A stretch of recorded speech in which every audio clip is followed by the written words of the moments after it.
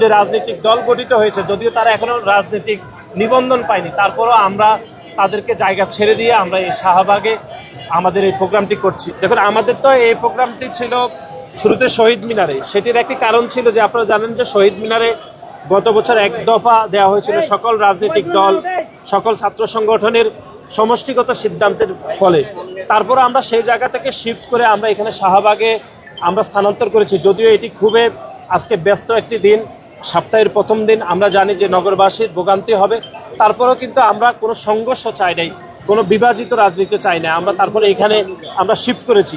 আজকের এই ঐতিহাসিক শাহবাগ চত্বর, এটি বাংলাদেশের গত 17 বছরের রাজনীতিতে বাক বদলের একটি গুরুত্বপূর্ণ একটি স্থান বলে আমরা মনে করি। এখানে যেরকম ফ্যাসিবাদের উত্থান আমরা দেখেছি, একই সাথে ফ্যাসিবাদের পতনের অনুষঙ্গ কিন্তু এই শাহবাগ চত্বর থেকে উচ্চারিত হয়েছে।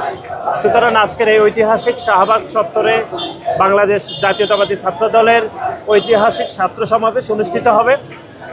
আমরা আশা করছি যে এখানে কয়েক লক্ষাধিক নেতাকর্মী এবং বাংলাদেশের সাধারণ শিক্ষার্থীরা আমাদের এই আজকের এই ঐতিহাসিক ছাত্র সমাবেশে যোগদান করবেন।